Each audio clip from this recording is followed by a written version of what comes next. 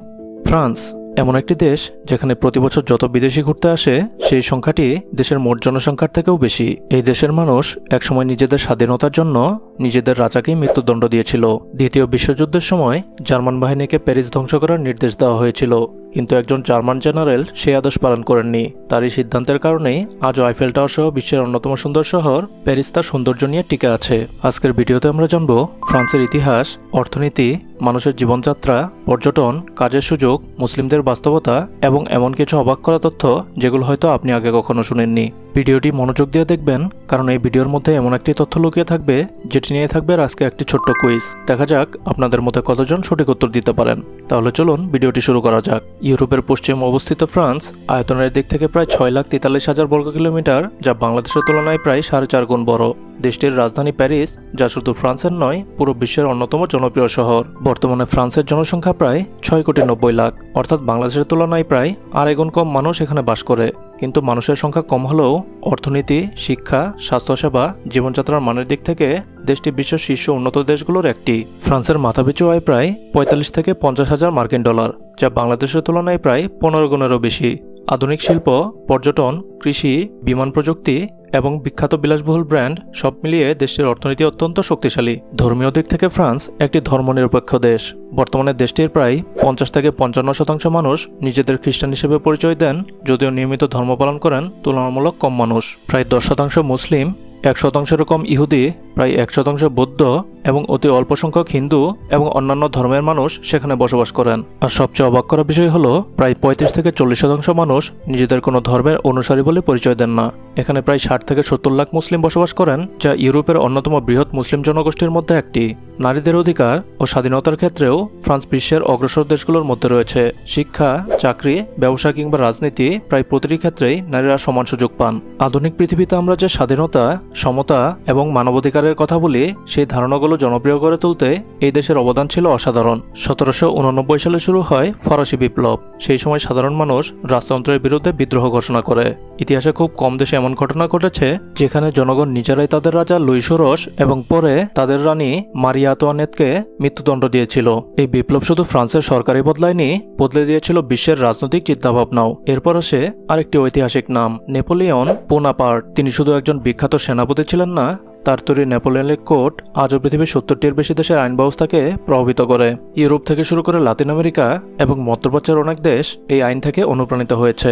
অবিশ্বাস্য হলেও সত্যি, আজকের যুক্তরাষ্ট্রের স্বাধীনতার ইতিহাসেও ফ্রান্সের গুরুত্বপূর্ণ ভূমিকা রয়েছে।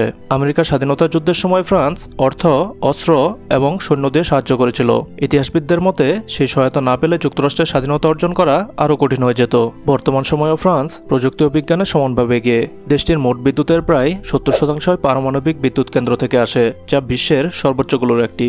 তাই জ্বালানি উৎপাদনের ক্ষেত্রে ফ্রান্স ইউরোপের অনেক দেশের তুলনায় অনেক বেশি স্বনির্ভর। শুধু তাই নয়, ফ্রান্সের টিজিভি ট্রেন পরীক্ষামূলকভাবে ঘন্টায় 574.8 কিলোমিটার গতিতে ছুটে বিশ্বের অন্যতম দ্রুতগতির ট্রেনের রেকর্ড গড়েছিল।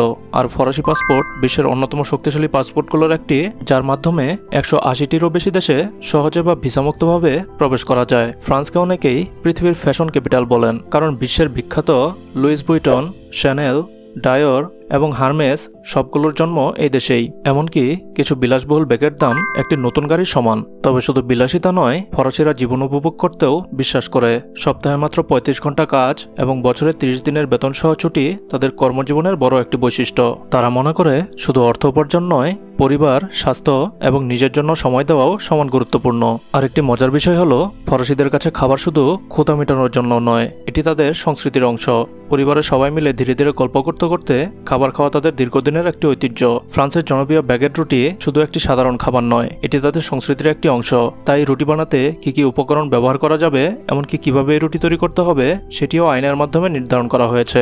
অর্থাৎ ইচ্ছামতো রেসিপি বদলে এটিকে আসল ফরাসি ব্যাগেট বলা যায় না। এতক্ষণে নিশ্চয়ই বুঝতে পেরেছেন, ফ্রান্স শুধু ইতিহাস বা অর্থনীতির জন্য বিখ্যাত নয়। কিন্তু একটি প্রশ্ন এখনো রয়ে গেছে, কেন প্রতি বছর 10 কোটিরও বেশি মানুষ শুধু ভ্রমণের জন্য ফ্রান্সকে বেছে নেয়? এর উত্তর লুকিয়ে আছে দেশটির অসাধারণ সৌন্দর্য, ইতিহাস আর সংস্কৃতিতে। ফ্রান্সের নাম শুনলে সবার আগে মনে আসে আইফেল টাওয়ার। 1889 সালে নির্মিত এই টাওয়ারটি আজ ফ্রান্সের সবচেয়ে বড় প্রতীক। তবে খুব কম মানুষই জানেন, গরমের সময় লোহার প্রসারণের কারণে আইফেল টাওয়ার প্রায় 15 সেন্টিমিটার পর্যন্ত লম্বা হয়ে যায়, আর শীতকালে আগের অবস্থানে ফিরে আসে।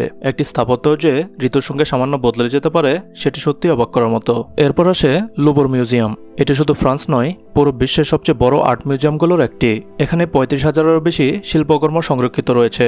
বিশ্বের সবচেয়ে বিখ্যাত চিত্রকর্ম মোনালিসা দেখতে প্রতিদিন হাজার হাজার মানুষ ভিড় করেন। অনেকে বলেন লুভর ভালোভাবে ঘুরে দেখতে চাইলে একদিন নয়, কয়েকদিন সময়ও কম পড়ে যায়। ফ্রান্সে রয়েছে ৫০টিরও বেশি ইউনেস্কো ওয়ার্ল্ড হেরিটেজ সাইট, অর্থাৎ আপনি পুরো দেশ ঘুরেও এর ইতিহাস শেষ করতে পারবেন না। হাজার বছরের পুরনো গির্জা, রাজপ্রাসাদ, দুর্গ এবং ছোট ছোট ঐতিহাসিক শহর আজও যত্নের সঙ্গে সংরক্ষণ করা হয়েছে। ফরাসিরা বিশ্বাস করে একটি দেশের সবচেয়ে বড় সম্পদ তার ইতিহাস, তাই পুরনো স্থাপনা ভেঙে নতুন ভবন তৈরির বদলে তারা ইতিহাসকে ভবিষ্যৎ প্রজন্মের জন্য বাঁচিয়ে রাখে। প্রকৃতিপ্রেমীদের জন্য ফ্রান্স এক স্বর্গ। পশ্চিম ইউরোপের সবচেয়ে বড় পর্বত মবলায়ের একটি অংশ এই দেশে অবস্থিত। আবার জুন ও জুলাই মাসে দক্ষিণ ফ্রান্সের বিশাল ল্যাভেন্ডার ফুল ক্ষেত বেগুনি রঙে ঢেকে যায়। সেই দৃশ্য দেখতে পৃথিবীর বিভিন্ন দেশ থেকে হাজার হাজার পর্যটক সেখানে ভিড় করেন। এবার শুনুন আরেকটি অবাক করা তথ্য। ফ্রান্সের প্যাসেজ ডু গুইস নামের একটি রাস্তা দিনে 2 বার সমুদ্রের পানির নিচে চলে যায়। জোয়ার এলে পুরো রাস্তা ডুবে যায়, আবার ভাটা নামলেই গাড়ি চলাচল শুরু হয়। প্রকৃতির সঙ্গে মানুষের এমন সহাবস্থান পৃথিবীতে খুবই বিরল। ফ্রান্সের সবচেয়ে আবেগঘন গল্পটি লুকিয়ে আছে দ্বিতীয় বিশ্বযুদ্ধের ইতিহাসে। 1940 সালে হিটলার নির্দেশ দিয়েছিলেন জার্মান বাহিনী যদি প্যারিস ধরে রাখতে না পারে তাহলে পুরো শহর ধ্বংস করে দিতে হবে, কিন্তু দায়িত্বে থাকা জার্মান জেনারেল ডিটোরিস ফন কোল্টিস সেই আদেশ পালন করেননি। ইতিহাসবিদদের মতে তার এই সিদ্ধান্তের কারণেই আজ আইফেল টাওয়ার, লুভর এবং প্যারিসের শত শত ঐতিহাসিক স্থাপনা এখনও পৃথিবীর বুকে মানুষের সামনে মাথা উঁচু করে দাঁড়িয়ে আছে। এবার আসে এমন একটি প্রশ্নে যেখানে অনেক বাংলাদেশের মনে থাকে, ফ্রান্স কি আমাদের জন্য একটি ভালো দেশ? যদি পড়াশোনা করার কথা বলেন তাহলে উত্তর হবে হ্যাঁ। বিশ্বের অন্যতম কিছু সেরা বিশ্ববিদ্যালয় ও গবেষণা প্রতিষ্ঠান ফ্রান্সে রয়েছে। বিশেষ করে প্রকৌশল, বিজ্ঞান, ব্যবসা, ফ্যাশন এবং আতিথেয়তা ব্যবস্থাপনায় দেশটির সুনাম বিশ্বজুড়ে। তবে একটি বিষয় মনে রাখতে হবে, ভালো চাকরি বা দীর্ঘমেয়াদে সফল হতে চাইলে ফরাসি ভাষা শেখা প্রায় অপরিহার্য। কারণ অনেক ফরাসি ইংরেজি জানলেও দৈনন্দিন জীবন এবং কর্মক্ষেত্রে নিজেদের ভাষাকে বেশি গুরুত্ব দেন। কাজের সুযোগও রয়েছে, বিশেষ করে তথ্য প্রযুক্তি, প্রকৌশল, স্বাস্থ্যসেবা, নির্মাণ, আতিথেয়তা এবং দক্ষ কারিগরি পেশায়। তবে প্রতিযোগিতা অনেক বেশি, তাই দক্ষতা ও ভাষাজ্ঞান থাকলে সুযোগ পাওয়ার সম্ভাবনাও বাড়ে। মুসলিমদের দিক থেকে দেখলে ফ্রান্সে বর্তমানে প্রায় 60 থেকে 70 লাখ মুসলিম বসবাস করেন, যা ইউরোপের অন্যতম বৃহৎ মুসলিম জনগোষ্ঠী। দেশ জুড়ে হাজার হাজার মসজিদ, হালাল রেস্টুরেন্ট এবং মুসলিম কমিউনিটি রয়েছে। তবে ধর্মনিরপেক্ষ রাষ্ট্র হওয়ায় ধর্মীয় প্রতীক ও কিছু সামাজিক বিষয় নিয়ে মাঝে মাঝে বিতর্ক দেখা যায়। তাই সেখানে বসবাস করতে চাইলে দেশের আইন ও সংস্কৃতিকে সম্মান করা খুবই গুরুত্বপূর্ণ। ফ্রান্সের সঙ্গে বাংলাদেশের একটি আবেগের সম্পর্কও রয়েছে। বাংলা সাহিত্যে অন্যতম শ্রেষ্ঠ কবি মাইকেল মধুসূদন দত্ত জীবনের সবচেয়ে কঠিন সময় পার করেছিলেন এই ফ্রান্সের ভার্সাই শহরে। অর্থকষ্টের দিন কাটলেও তিনি হার মানেননি। সেই সংগ্রামী তাকে আরো পরিণত সাহিত্যিক হিসেবে গড়ে তুলেছিল।